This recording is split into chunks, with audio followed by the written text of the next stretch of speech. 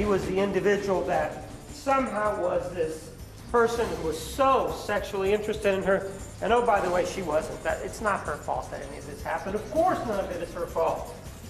Never occurred to her that in the lexicon of the English language, there's a word. It's called no. Mr. Alexander, that guy, always guilting me. This is, you know, God, it's just like a bad disease, this guy. Always guilting me. You know, not my fault. That's what you're telling me. All right, now, I can tell you there's a sizable crowd here outside the courthouse in the middle of Phoenix, and a lot of people are talking about the zingers. You just heard some of them, the zingers that Prosecutor Juan Martinez leveled today during his closing. Celine Darkle-Stanian, our producer, our fabulous show producer who's been here in court since day one.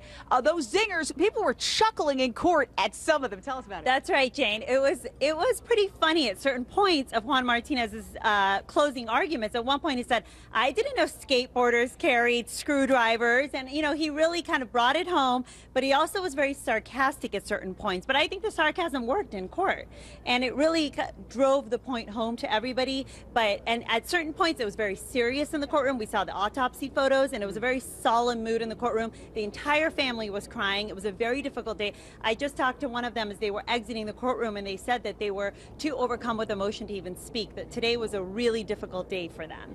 And then on the other end, we have these one-liners that Juan also wove into his closing argument. So we saw both ends of the spectrum today in his closing argument. Yeah, and I think that we have that zinger about the skateboarders. Do we have that? Because, of course, you know that she had her license plate upside down when the cops pulled her over in Utah, and she said, oh, well, these skateboarders, they turned my license plate upside down. Listen to this.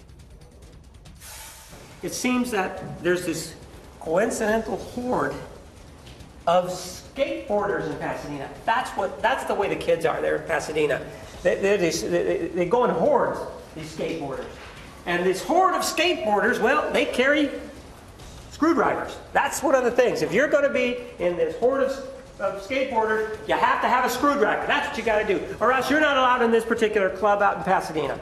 And you can get a strawberry frappuccino or whatever it is that you get at Starbucks when you go there. Be careful, because when you go in to get this strawberry frappuccino, things are going to happen to your license.